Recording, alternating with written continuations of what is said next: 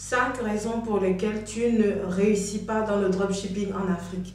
Bonjour mes amis de YouTube, j'espère que vous allez bien. Alors si vous êtes nouveau sur cette chaîne, je vous dis déjà de vous abonner rapidement et d'activer la petite cloche de notification pour ne rien rater de nos vidéos hebdomadaires sur la thématique de l'e-commerce, du business en ligne et de l'entrepreneuriat. Téléchargez si vous ne l'avez pas encore fait le e-book gratuit 3 secrets de réussite dans le business en ligne. C'est vraiment important, c'est le cadeau que mon équipe et moi nous vous offrons pour vous permettre d'avoir les bases du business en ligne. N'hésitez pas à regarder dans la barre de description pour prendre connaissance de tous nos produits et formations que nous avons pour vous permettre de faire partie de cette vague d'entrepreneurs qui réussissent dans le digital. 5 raisons qui font que vous ne pouvez pas réussir dans le dropshipping. Alors, si vous êtes nouveau et que vous ne savez pas c'est quoi le dropshipping, ok, je vous dis tout simplement que le dropshipping, c'est un type de business où vous vendez à un client sans avoir de stock. Dans notre cas, tout se fait en fonction avec Internet. Vous rencontrez le client sur Internet, vous contactez vos fournisseurs sur Internet, vous êtes l'intermédiaire entre le client et le fournisseur. Ce qui est intéressant, c'est qu'avec le dropshipping en Afrique, votre cible, c'est l'Afrique. Donc, on a tendance à dire que l'Afrique, c'est un marché qui n'est pas saturé, ok? Donc, vous pouvez vous positionner si vous avez les clés. Donc, la première erreur que je voulais vous mentionner ici, que beaucoup de personnes font, c'est qu'ils choisissent le mauvais produit pour se lancer. Tant que vous allez choisir le mauvais produit, vous n'allez pas avancer dans votre dropshipping. Ok? Quelles sont les possibilités qui s'offrent à vous à ce niveau-là? Vous avez la possibilité de choisir un produit de niche. Ok? C'est-à-dire, je choisis de me focaliser sur les vêtements, je me focalise sur les mèches, je me focalise sur les chaussures, sur les accessoires, etc. Ou je décide de changer de produit, de vendre aujourd'hui les vêtements, de vendre aujourd'hui, demain les mèches, de vendre demain les chaussures, etc. Ok? Donc, je me focalise ou je suis généraliste, je vends un peu de tout. Lorsque vous faites votre choix, ok? Dites-vous que tous les produits de votre niche ne vont pas se vendre. C'est clair et c'est évident. Si vous choisissez les mèches, ce n'est pas tous les types de mèches que vous allez proposer à vos clients. Vous devez vous concentrer sur une catégorie de produits, ok? Une catégorie de produits qui vont satisfaire une certaine clientèle. Parce que n'oubliez pas que quand vous faites du dropshipping en Afrique, si vous avez choisi de vendre en gros, par exemple, comme je le fais, il y a une certaine catégorie de femmes ou d'hommes qui sont intéressés par ce genre de choses. Ce sont les femmes qui font les affaires, les femmes qui vendent déjà, les hommes qui sont déjà dans le business et tout. Et vous devez savoir que ces personnes-là ne vont pas acheter n'importe quoi pour proposer à leurs clients. Ça veut dire que vous devez être en mesure de savoir ce que les clients recherchent sur le marché pour pouvoir leur proposer des articles qui matchent avec le besoin de leur clientèle. Ok, je vois plusieurs personnes qui vendent des choses parce que le prix est intéressant en Chine, le prix est intéressant en Turquie, donc ils proposent ça à n'importe qui. Non, c'est pas comme ça que ça se passe. Si vous êtes en train de proposer, je prends un exemple, des vêtements que ce sont seulement les femmes musulmanes qui portent. Je prends une niche, ok? Que ce sont seulement des femmes musulmanes qui portent. Et que vous proposez, vous dites que vous voulez vous spécialiser dans ces vêtements. C'est clair que ça ne va pas marcher tous les 12 mois de l'année, ok? Parce que par exemple, dans les fêtes musulmanes, ce sont des articles qui vont le plus marcher.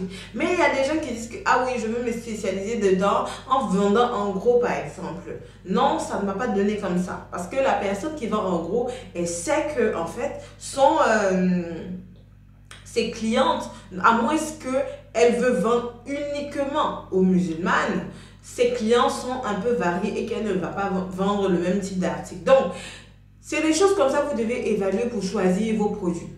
Ok? Aussi, vu que nous sommes en Afrique, et que si vous faites le dropshipping et que vous vous approvisionnez en Chine ou en Turquie, la douane intervient. Faites attention à ne pas choisir des articles qui pèsent trop lourd, qui sont trop lourds, qui ont un poids volumineux parce que la douane va vous fatiguer par rapport à ça et vos clients vont se plaindre. Donc, quand vous voulez choisir votre niche, faites attention. Je vois des gens qui réussissent vraiment dans les accessoires parce que ils sont sûrs que les accessoires avec une belle opportunité puisque ce n'est pas lourd, ça ne pèse pas. Du coup, avec la douane, ils sont facilités et leurs clients sont tranquilles. Ok, je ne vais pas vous faire le calcul ici par rapport à la douane. Donc, vous devez prendre ça en compte lorsque vous choisissez vos produits pour ne pas trop avoir de maux de tête. N'oubliez pas que je prends le cas d'espèces où c'est du business to business, où vous vendez en gros, où vous négociez des marchés, vous approvisionnez les petits et moyens commerçants et c'est parfait comme ça. Donc, si vous n'avez pas le bon produit, ce ne sera pas bon pour vous. Choisissez le bon produit. De réussir dans le dropshipping, c'est que tu ne sais pas communiquer avec les prospects. Ok, dans le cas du dropshipping, dans le cadre de l'entrepreneuriat en général, je vais dire, lorsque, avant d'avoir des clients, on prospecte, ok, on prospecte, on cherche des gens qui seront intéressés, qui seront peut-être intéressés par ce qu'on propose. Et ces personnes-là, on va faire le travail de conversion pour les amener à devenir clients. Ce travail de conversion, c'est quoi? Ce travail de conversion, c'est lorsque tu vas séduire ton client pour qu'il vienne acheter chez toi. Alors, dans le cas du dropshipping où on a le volet méfiance qui est élevé, puisque de plus en plus les clients ont peur de se faire arnaquer et ils ont raison, toi, tu dois savoir communiquer. Donc, comment est-ce que tu fais pour savoir communiquer avec tes clients? C'est que tu es au courant, tu sais, tu connais leurs craintes, tu connais leurs peurs parce que tu connais bien sûr ta cible. Donc, quand tu vas communiquer avec eux, tu travailles en fait pour baisser ce niveau de méfiance-là.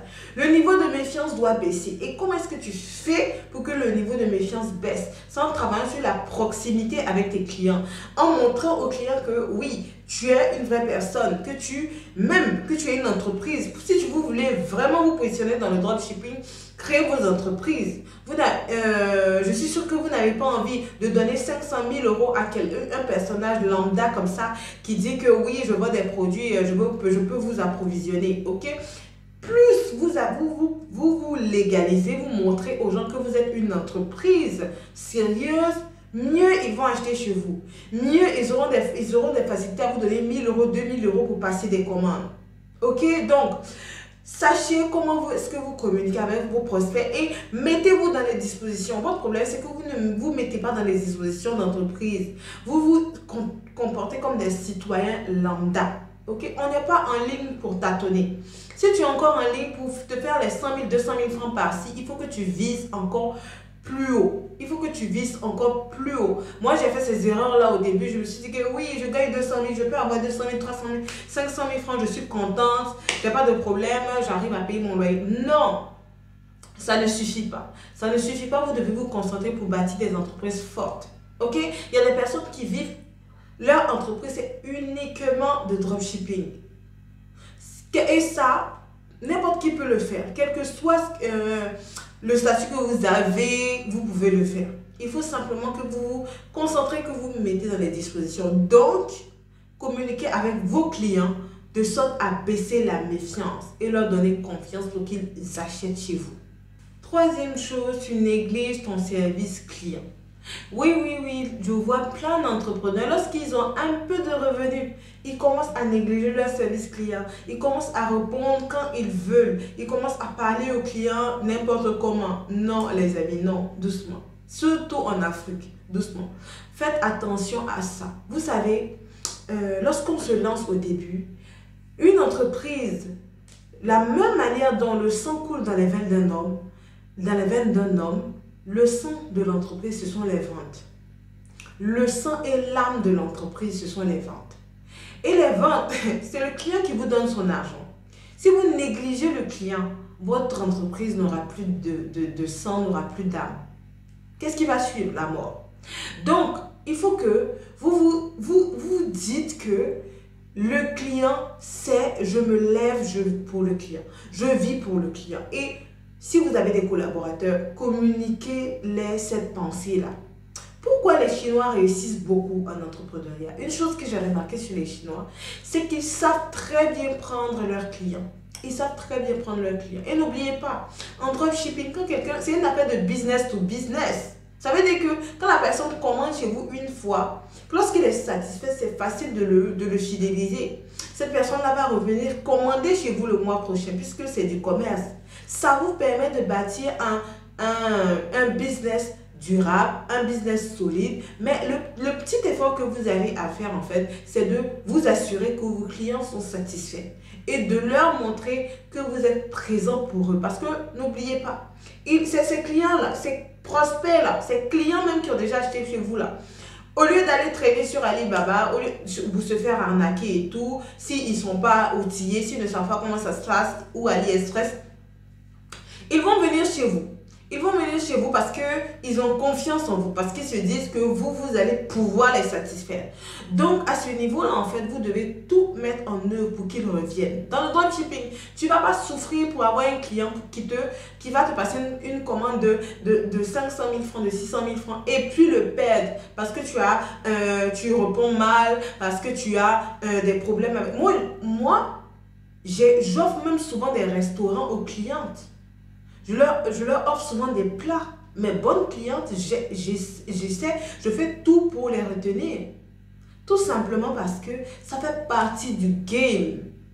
Ça fait partie du game. Et j'inclus ça dans mon entreprise. Et tu dois faire pareil.